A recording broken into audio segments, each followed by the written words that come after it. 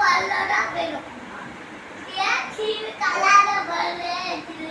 கல்லால கல்லால பண்ணி ஏற்றாம வேற பெரியவங்க மட்டும் இதுக்கு மட்டும் கல்யாணம் பண்ணி வச்சிருக்கீங்க